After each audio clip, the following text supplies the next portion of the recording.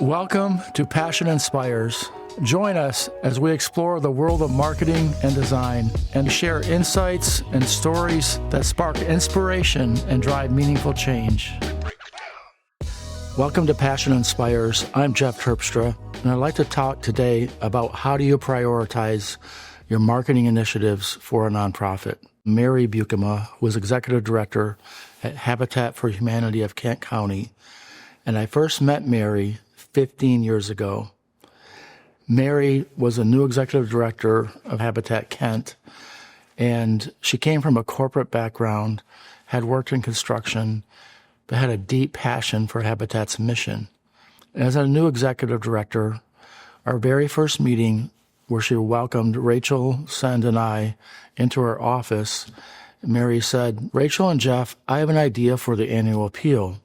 I want to pass it by you to see what you think." So she showed us this letter where she talked about one of the Habitat homeowners, and she had this simple, beautiful narrative of the Habitat homeowner's perspective, and then brought that into this is why Habitat exists, and this is why you can be part of this wonderful mission. Mary was unsure whether that writing would be effective. And I remember sharing with Mary, just speak from your heart. And that's exactly what she was doing. And we said, Mary, go for it. This is beautiful. And I'm going to read to you just a little bit of that appeal letter. It begins by a quote from Carrie, who was a Habitat homeowner. "When God made us, He put a heart in each of us. It's there forever, but we will never see it." This is what Carrie had told her young daughter as they colored a large paper heart they were making that was going to be put inside the walls of their new Habitat home. Carrie added, "This house and neighborhood will be our home, a place where we can grow. I look forward to a safe and happy life in this home." That large paper heart was put inside the walls and then sealed with drywall, but it became a representation for Carrie that even though we can't see her heart, a heart will always be the center of our home. That was a beautifully written annual appeal. And I remember Mary said they had something like 26% better return on that investment for the donations for that appeal. And as a result of that successful project, Mary invited Rachel and I and our team to be part of Habitat as a partner. And when we first were called into Mary's office in January, we could tell that she had spent a lot of time thinking this through about what she should prioritize in her marketing investments for Habitat for Humanity. She said, "Rachel and Jeff, I want to first invest into a corporate brochure. Our largest donors are corporations who provide gifts and kinds of product, and also corporate foundations and family foundations who provide major gifts." And she wanted the brochure not just to be about Habitat and providing homes, affordable homes for families, but really to show the values that Habitat lived out, the values of providing education to local schools and colleges, the values of sustainability and being environmentally friendly, the values of engaging volunteers in the community and engaging the faith community. All these values were to be expressed in this brochure. So Rachel and I, as a preparation for the writing and the design of the brochure, we interviewed several donors and clients and staff people and really tried to make sure that we had an understanding in our spirit and hearts and minds of the essence of Habitat and why they were driven by this wonderful mission. So our first project became this brochure. Rachel wrote the copy, and the copy is very concise. It's very clean and clear. And my job was to design. Well, at that time, Habitat really didn't have a really strong brand guide for all the affiliates. So we felt we had some freedom on how we could design and really create a brand identity for Habitat Kent. One of the ideas I had was to put their logo in the upper right corner of every one of their layouts so that that identity of that beautiful blue and green logo would be seen because Habit had such a strong brand reputation and awareness. Why not introduce that logo almost everywhere? The other consideration was I wanted to have a lot of white space in the layout and to use really strong, large headlines that would draw you into Rachel's copy, and then to have different call-outs that would highlight a statistic or a meaningful quote from a client or a volunteer or a donor partner. And those simple design elements of also creating large imagery and having fewer images, but a really large image on one side of the page. We wanted to create kind of a brand standard that we could utilize throughout the rest of their communications. That brochure was a great success as their philanthropy team went out to meet with corporate partnerships. And once that job was done, Mary said, okay, here's your next assignment. I want you to help us with our Restore.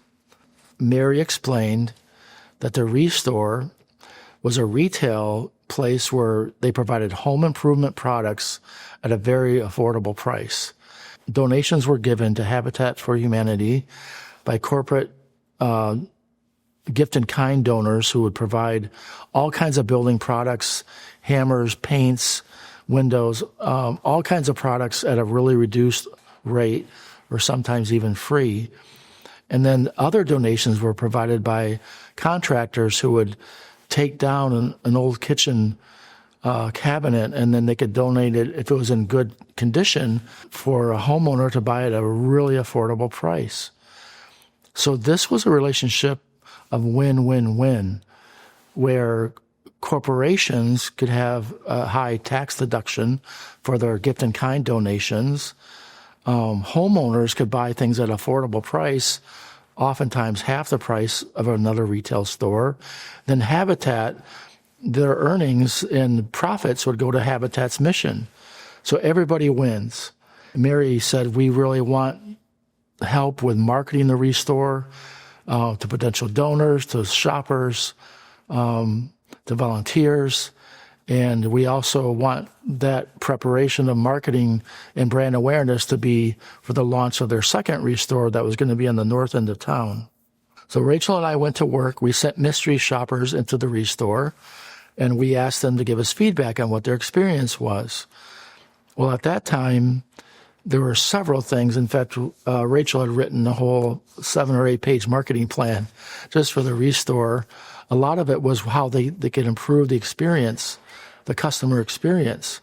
Some of the recommendations included adding lighting so that it was more cheerful and bright when people entered the store, or greeting a customer when they came in, and also including signage that talked about Habitat's mission so that people would understand that when they purchase products, it would increase Habitat's mission. And then we created a whole series of signage that really represented the Restore brand in the visual part of the signage to help guide the people through the store. And beyond that, then we created a marketing plan that would reach out to people in the community. We did a direct mail campaign, outdoor campaign. I think the radio spots that we created were some of the most enjoyable projects that we've ever worked on. We hired a male talent and a female talent, and each of them provided different accents, and they were the voices of the product that was being donated to the Restore. I know I'm only a French door, but I can be so much more. Install me in the door frame and I'll protect your home. Paint me pretty, put me in the corner and I'll transform your room.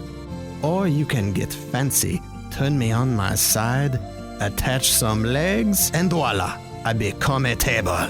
The possibilities are endless. Just look for me at the Restore. I'll be waiting for you. Good old-fashioned home cooking. It's what I do best. It's what I love to do. But I am an oven after all. I cook everything from ribs to dumplings to chocolate cake. When someone's having a bad day, I like cooking up some comfort food to make it all better. When they open up my oven, they're feeling the lovin'. Don't you want to savor the sweet aroma of home cooking? Restore me, sugar. They were a really fun series of radio spots that we really felt could attract people's attention to the idea that they can donate their home products to the store or shop at the store. We also did a whole series called Restore Me, where we did a series of ads and direct mail, where we had images of the different products that people can use to donate to the Restore. That whole campaign really helped launch the dedication of their second store in the north end of town, and really helped educate the community on what the Restore was all about. I remember working with Tom Hyde, who was the director of the Restore, and we so enjoyed working with Tom. He had such a passion for Habitat's mission, and it was a real joy to come alongside of Tom and really help establish the brand identity and mission of the Restore in our community. And we also worked with many other departments with Habitat. We worked with Mark Uhlenhand, who was a director of faith relations, and for their Faith United build, where they would engage different faith communities on volunteering and being part of Habitat construction. We created their own brochure that was just to reach out to those audiences. We also worked with the volunteer department. And really, they didn't really need a 6 or 7 page marketing plan, but they needed some flyers and posters that they could distribute in all different environments throughout our community to inspire people to volunteer. And some of these posters and flyers were placed in corporations where they could inspire some employees to come for a Habitat construction week or day. So we wanted to really have a little bit more fun with the headlines on these posters. And we also wanted them to reflect the idea that you didn't need any construction experience to volunteer for Habitat, because we knew that there were executives, office workers, college students, people from all different walks of life, all different ages, all different backgrounds, and they were all welcome to be involved with the construction of a Habitat home. So we created a series of posters. One was called Board Meeting, another one Social Network, another one Homework, that reflected college students painting in a home, and then a fourth one, Brush with Kindness, that obviously had that double meaning of not only painting with a paintbrush, but that anyone experiencing Habitat had a brush with kindness. We were a partner with Habitat for 5 years, and in the third year of that partnership, Mary came to us with a request to help them with a $5 million campaign. The way Mary explained it is that this campaign was really to help transform whole blocks of neighborhoods in our community, and they were especially focusing on the south side of Grand Rapids within a 2 to 4 mile area, that they wanted to focus on that area and really make a large impact in one area of our community. And the way they were going to do that was they were going to construct or remodel a Habitat home on a block, and then go to other neighbors on that block and say, hey, we're with Habitat. We have this Brush with Kindness campaign where we would love to help you with your home. Do you need a new window put in? Do you need some painting done on the outside? How can we help you with your home so that we can strengthen home ownership in this community and beautify the homes in the community so that a whole block could be transformed and ultimately the whole neighborhood? And thinking of the names for the campaign, Rachel came up with building blocks. And that made complete sense, because we are building our community one block at a time. So as a designer, I began thinking of, well, how can I have a visual for that? And I saw in my mind these kind of like little illustrations that were childlike illustrations of different colors of homes. Each of them were within a block. So that's what the logo became, the building blocks logo. But I also wanted to utilize the whole child drawing aspect in a series of graphics that would represent the campaign and introduce a lot of bright, cheerful colors and really make it upbeat and cheerful. For the campaign, we developed a brochure, the donor cards, and a major video. And as I was working on that video, we actually shot a sequence that I was looking up the library yesterday, and I couldn't believe it. I had forgotten all about this.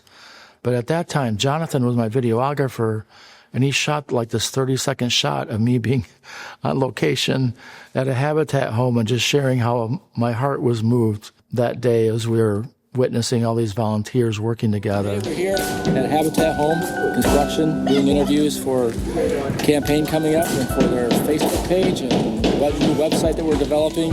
Just having a total blast. We've got homeowners, volunteers, project managers. It always amazes me at how giving people are.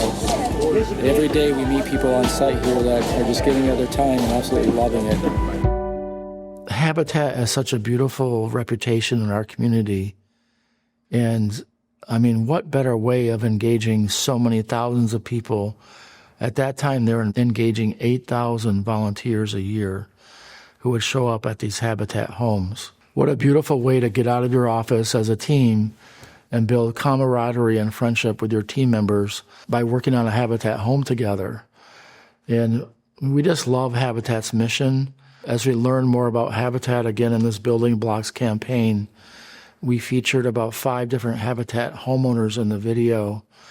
And as each one of them told their story, it became deeply meaningful to me on why Habitat exists. One mother had talked about that in her previous apartment. Her daughter got lead poisoning because of the paint chipping on the wall, and how critically important it is, especially for families with small children, to live in a safe home. And from that lead poisoning, it affected the daughter's development and in a tragic way. That one story was a poignant reminder to me of how important organizations like Habitat are, organizations like ICCF and Dwelling Place and others in our community who are seeking to provide affordable, safe housing for precious individuals and families. And we're so grateful for Habitat's mission. Habitat also had us work on other departments. We helped with their annual report. And at that time, they shared with me a story of this 4 or 5-year-old girl. They were unveiling her new home, her new Habitat home, and she had her hands over her eyes. And the moment that she moved her hands away from her eyes and looked at her home, she said, "I see a castle." And that was just a beautiful statement. So we ended up putting that on the front of their annual report. And I felt the best creative treatment in this application was to do a whole bunch of illustrations. So we did a series of illustrations that talk about how Habitat brings hope, all these different aspects of Habitat that is made possible through their partnerships.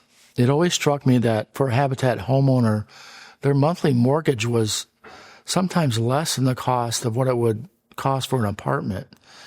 Not only did they have their own home, which was, often with their own yard and larger than what an apartment would be, it was something they owned. As Mary explained to us, that when that financial stress is removed, when they provide stability in housing, that family can then focus on nurturing their children. They can focus on staying in a neighborhood where that child can stay at the same school. They can make the same friends. They can be part of a faith community. They can be friends with their neighbors. And that stability that it brings allows other areas of a Habitat family to thrive. One story was of a mother raising her daughter and all the struggles that she was facing as a single mom, and then becoming stable in their home. And years later, that daughter went on to go to an Ivy League school and graduate from college as the first graduate in that family's history. Not every family has that same experience, but it does point to the idea that a family can now thrive. At one point, Habitat came to us, and surprisingly, they said, "We don't have enough applicants." And the reason is that there was a new constriction and limitation. There was a tighter income bracket of applicants. So a lot of people were applying that really weren't qualified anymore. So they needed some help in marketing to applicants. And when Gail and Miriam came to us, they said, what should we do? So we did some research, and then Rachel came back to them with a marketing plan just for their department. And within that plan, there was 25 ideas of what they could do. And Rachel's recommendation to them was take the first 3 ideas and let's see what works. That was a great recommendation. And with that recommendation, we also created TV spots, an outdoor campaign, a direct mail campaign. Obviously, we could really target that demographic that would be the right income family so that we knew that we were targeting the right people. And after several months of applying insights from the marketing plan, they had more applicants than they needed for a long time. Gail came to us and said, you know what, Rachel and Jeff, I feel like we're like Mad Men. At that time, Mad Men was a TV series about these New York, advertising executives.